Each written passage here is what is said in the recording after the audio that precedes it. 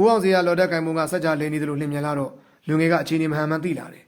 ငတ်တော်ကလည်းသူ့တက်ခွန်အားမှအလွန်သားနေတယ်သူတင်သလိုလူတွေမဟုတ်ကြတဲ့အတွက်လူငယ်ကတိုက်ခိုင်လွတ်လန်းရှာပါတော့တယ်ဦးအောင်စရာတို့ကလည်းထင်မှတ်မထားတဲ့တိုက်ခိုက်ခြင်းဖြစ်တော့သတိထားနေရတယ်လူငယ်ကလှေဦးချင်းနီးကပ်နေတာကိုလော်တက်နဲ့ထိုးခွာလိုက်ပြီးရေထဲခုန်ချသွားတယ်သူတန်ငါလီပေါ်မှာပိုက်မရှိငားများတဲ့နောက်မှမရှိဘူးရေအောက်ငိုရှိုးသွားပြီးသူတို့လေကိုပင်ရေအောက်ကလာမှဖို့ကြိုးစားလိုက်ပါသေးတယ်တက်တွေနဲ့ထိုးတော့မှလှေနဲ့ပင်နေစလောက်အကွာမှာပေါ်လာပြီးကန်းကိုကူးသွားပါတယ်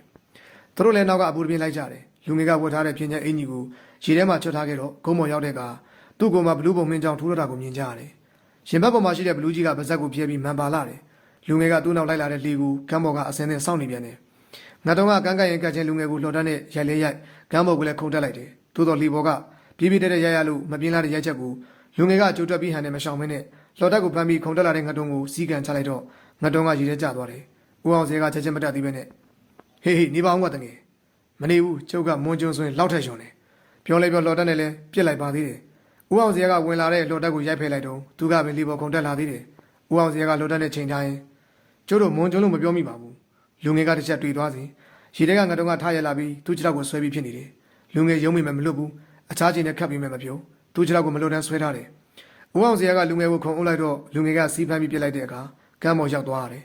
လူငယ်ကဦးအောင်စရာကြံခဲ့တဲ့လှော်တက်ကိုကောက်ကင်ပြီးရိုက်မယ်ပြင်တော့ငါတုံးကလေကိုတွန့်မှောက်ပလိုက်တယ်